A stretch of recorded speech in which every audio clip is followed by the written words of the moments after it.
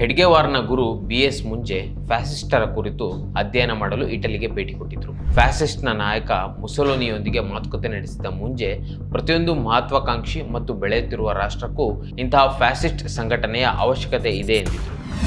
ವೀಕ್ಷಕರೇ ನಮಸ್ಕಾರ, ಈ ದಿನ .comಗೆ ಸ್ವಾಗತ. ನಾನು ಮನೋಜ್. ಅಸ್ಪೃಶ್ಯ ಸಮುದಾಯದ ಹಿನ್ನೆಲೆಯಿಂದ ಬಂದ ಪ್ರಿಯಾಂಕ್ ಖರ್ಗೆ ಅವರ ಮೇಲೆ ಸಂಘ ಪರಿವಾರ ಮುಗಿ ಬೀಳುತ್ತಿರುವುದು ಇದೇ ಮೊದಲೇನೂ ಅಲ್ಲ.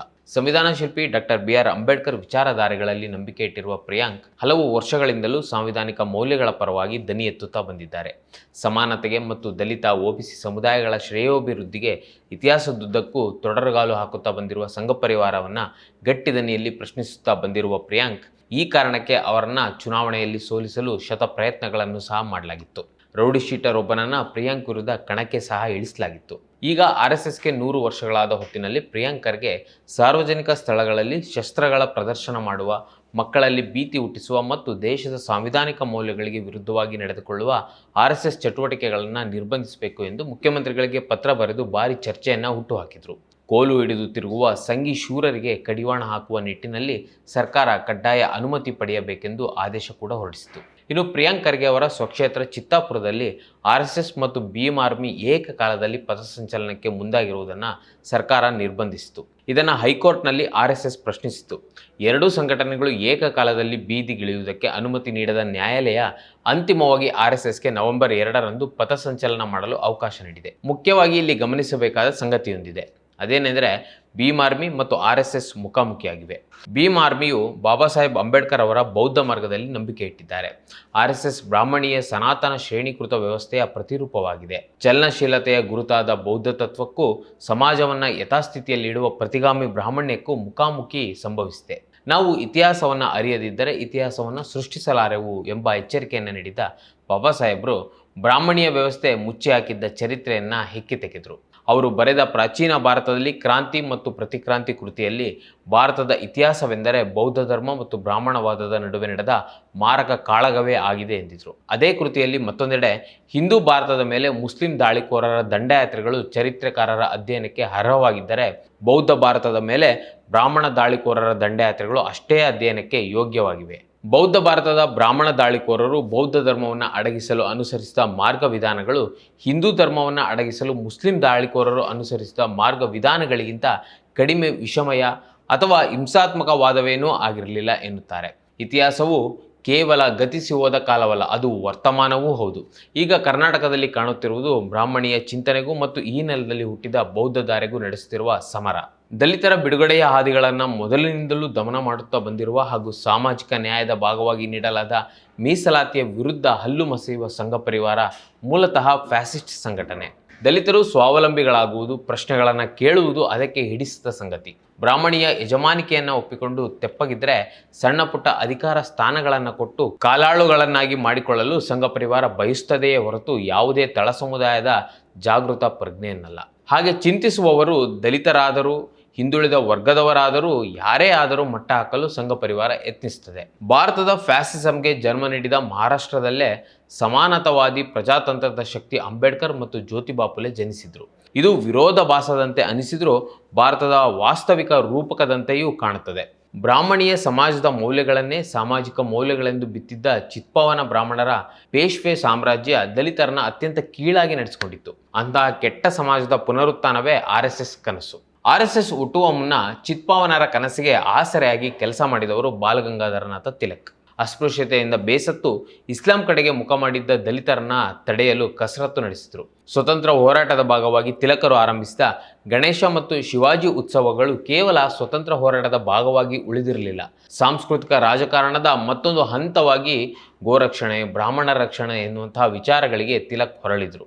ಈ ಕುರಿತು ದಾಖಲಿಸಿರುವ ಖ್ಯಾತ ಚಿಂತಕ ಆನಂದ್ ತೇಲ್ತುಂಬಡೆ ಅವರು ದಲಿತರ ಮೇಲೆ ಫ್ಯಾಸಿಸ್ಟ್ ಹಿಂದುತ್ವದ ದುರ್ದಾಳಿ, ಪ್ರಭಾವ ಮತ್ತು ಪ್ರತಿರೋಧ ಎಂಬ ಲೇಖನದಲ್ಲಿ ಅಂದಿನ ಕಾಲದಲ್ಲಿ ಅಸಂಖ್ಯಾತ ಕೆಳವರ್ಗ, ಕೆಳ ಜಾತಿಯ ಜನರು ಇಸ್ಲಾಂ ನಡೆಗೆ ವಾಲುತ್ತಿದ್ದರು. ಸೂಫಿ ಸಂತರ ಪ್ರಭಾವದಡಿಯಲ್ಲಿ ಮೊಹರಾಂನಂತಹ ಇಸ್ಲಾಮಿಕ್ ಹಬ್ಬಗಳನ್ನು ವಿಜೃಂಭಣೆಯಿಂದ ಆಚರಿಸಲಾರಂಭಿಸಿದರು. ಇಸ್ಲಾಮಿಕ್ ಪ್ರಭಾವದ ಹಿಡಿತದಿಂದ ದಲಿತ ಸಮುದಾಯವನ್ನ ಬಿಡಿಸಿಕೊಳ್ಳುವುದೇ ತಿಲಕರ ಘನೋದ್ದೇಶವಾಗಿತ್ತು. ಬೌದ್ಧಿಕ ಅಪ್ರಬುದ್ಧತೆಯಿಂದ ಕೂಡಿದ್ದ ಆರ್ಯನ್ ಜನಾಂಗದ ಸಿದ್ಧಾಂತವನ್ನು ಪ್ರತಿಪಾದಿಸಿದವರು ತಿಲಕರೇ. ಆ ಸಿದ್ಧಾಂತದ ಪ್ರಕಾರ ಭಾರತದ ಮೇಲ್ಜಾತಿಯ ಜನರು ಬಿಳಿ ಜನಾಂಗೀಯ ಮೂಲದವರೆಂದು, ವೇದಗಳೇ ಅವರ ಜೀವಾಳಗಳೆಂದು ವೈದಿಕ ಸಾಹಿತ್ಯವನ್ನು ಪರಮಶ್ರೇಷ್ಠವೆಂದು ರುಜುವಾತುಪಡಿಸಲು ತಿಲಕರು ಅತುಲ ಸಾಹಸಕ್ಕಿಳಿದ್ರು ಎಂದು ಆನಂದ್ ತೇಲ್ತುಂಬಡೆ ಅವರು ಅಭಿಪ್ರಾಯಪಡ್ತಾರೆ.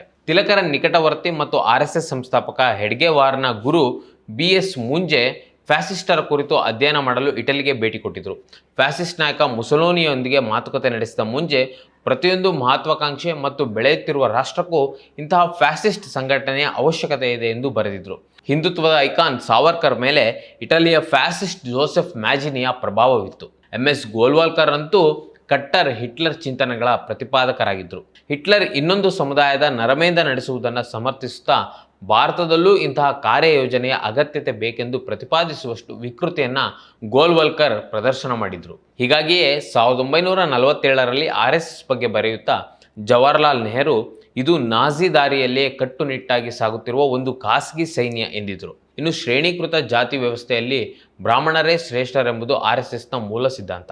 ಅದಕ್ಕೆ ತಡೆ ನೀಡಿದ್ದು ಭಾರತದ ಸಂವಿಧಾನ ಮತ್ತು ಅಂಬೇಡ್ಕರ್ ಚಿಂತನೆಗಳು. ಬಾಬಾ ಸಾಹೇಬರ ವಿಚಾರಗಳು ಅಷ್ಟಾಗಿ ಪ್ರಭಾವಿಸಿದ ಗುಜರಾತ್ನಲ್ಲಿ ದಲಿತರು ಬಲಿಪಶುಗಳಾದಷ್ಟು ಬೇರೆಲ್ಲೂ ಕಾಣುವುದಿಲ್ಲ.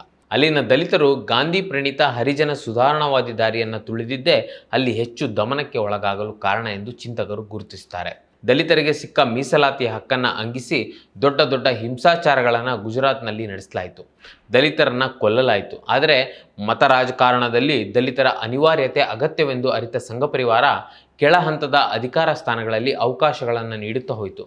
ಅದುವೇ ದೊಡ್ಡ ಮುಂಚಲನೆ ಎಂದು ತಿಳಿದ ಮುಗ್ಧ ದಲಿತರು ನಿಧಾನಕ್ಕೆ ಸಂಘ ಪರಿವಾರದ ಕಾಲಾಳುಗಳಾಗಿ ಬದಲಾದರು. ಪ್ರಗತಿಪರ ಬೌದ್ಧಿಕ ವಲಯ ಸಾಮಾಜಿಕ ನ್ಯಾಯದ ವಿಚಾರದಲ್ಲಿ ಗಟ್ಟಿಯಾಗಿ ನಿಲ್ಲದೆ ಇರುವುದೂ ಕೂಡ ದಲಿತರು ಕೋಮುವಾದಿಗಳ ಕಾಲಾಳುಗಳಾಗಲು ಕಾರಣವಾಗಿತ್ತು. ಬಾಬ್ರಿ ಮಸೀದಿ ಧ್ವಂಸದಲ್ಲಿ 2002ರಲ್ಲಿ ನಡೆದ ಗುಜರಾತ್ ಕೋಮು ದಳ್ಳೂರಿಯಲ್ಲಿ ಹೆಚ್ಚು ಹಿಂಸಾಚಾರದಲ್ಲಿ ಭಾಗಿಯಾಗಿದ್ದು ಜೈಲು ಸೇರಿದ್ದು ದಲಿತರು ಮತ್ತು ಆದಿವಾಸಿಗಳು.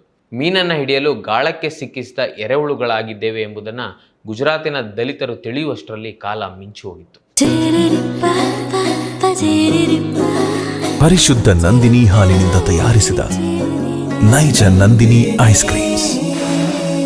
RSSನ ಉಪಟಳ ಹೆಚ್ಚಾದಂತೆ ಜಾತಿ ಸಂಘರ್ಷ, ದಲಿತರ ಮೇಲಿನ ಅಟ್ರಾಸಿಟಿಗಳು ಕಾಕತಾಳೀಯವೆಂಬಂತೆ ಹೆಚ್ಚಾದವು. ಹಿಂದುತ್ವ ಮತ್ತು ಬಂಡವಾಳಶಾಹಿ ವ್ಯವಸ್ಥೆ ಒಂದೇ ನಾಣ್ಯದ ಎರಡು ಮುಖಗಳಾಗಿ ವರ್ತಿಸುತ್ತಿರುವುದನ್ನು ದಲಿತರು ಗುರುತಿಸಿಕೊಳ್ಳಲು ಆರಂಭಿಸಿದರು. ಅಂಬೇಡ್ಕರ್ ಅವರ ವಿಚಾರಗಳು ಹೆಚ್ಚು ಪ್ರಚಾರಕ್ಕೆ ಬಂದ ಬಳಿಕ ದಲಿತರು ತಮ್ಮ ಮೂಲ ನೆಲೆಗಳನ್ನು ಕಂಡುಕೊಂಡರು. ಸಂವಿಧಾನ ಬದಲಿಸುವ ಹುನ್ನಾರಗಳನ್ನು ಅರಿತರು. ಹೀಗಾಗಿ ಎಂದೆಂದೂ ಕಾಣದಷ್ಟು ಪ್ರತಿರೋಧವನ್ನು ಸಂಘ ಪರಿವಾರದ ವಿರುದ್ಧ ದಲಿತರು ದಾಖಲಿಸುತ್ತಿದ್ದಾರೆ.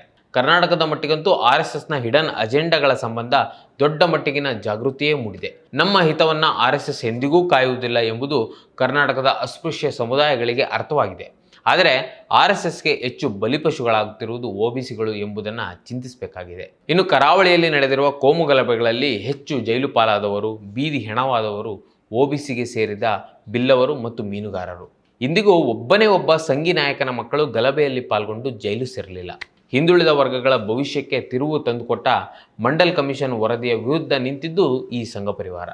ಈಗಲೂ ಅಷ್ಟೇ OBCಗಳ ಸ್ಥಿತಿಗತಿ ತಿಳಿಯುವ ಸಾಮಾಜಿಕ, ಶೈಕ್ಷಣಿಕ, ಆರ್ಥಿಕ ಸಮೀಕ್ಷೆ ನಡೆಸುತ್ತಿರುವಾಗಲೂ ಅದನ್ನು ವಿರೋಧಿಸುತ್ತಿರುವುದು ಸಂಘ ಪರಿವಾರದ ಮೂಲದವರು. ತಮ್ಮನ್ನು ಯಾರು ಅಂಧಕಾರಕ್ಕೆ ದೂಡುತ್ತಿದ್ದಾರೆಂದು ಅಸ್ಪೃಶ್ಯರು ತಕ್ಕ ಮಟ್ಟಿಗೆ ಅರಿತಿದ್ದಾರೆ. OBCಗಳು ಈ ದಿಕ್ಕಿನಲ್ಲಿ ನಡೆದರೆ ಧರ್ಮ ಮತ್ತು ಜಾತಿಯ ಹೆಸರಿನಲ್ಲಿ ಜನರನ್ನು ಬೀದಿಗೆ ತಳ್ಳಿ ಬೆಚ್ಚಗೆ ತಿಂದುಂಡು ಮಲಗುವ ಮಡಿವಂತಿಕೆ ಸಂಘ ಪರಿವಾರಕ್ಕೆ ಬಿಸಿ ಮುಟ್ಟುತ್ತದೆ. ಮತ್ತಷ್ಟು ವಿಶೇಷ ವಿಡಿಯೋಗಳನ್ನು ನೋಡಲು ಮತ್ತು ಹೊಸ ವಿಡಿಯೋಗಳ ಬಗ್ಗೆ ತಿಳಿಯಲು ಈ ದಿನ .com ಯೂಟ್ಯೂಬ್ ಚಾನೆಲ್ ಸಬ್ಸ್ಕ್ರೈಬ್ ಮಾಡಿ ಮತ್ತು ಬೆಲ್ ಐಕಾನ್ ಕ್ಲಿಕ್ ಮಾಡಿ.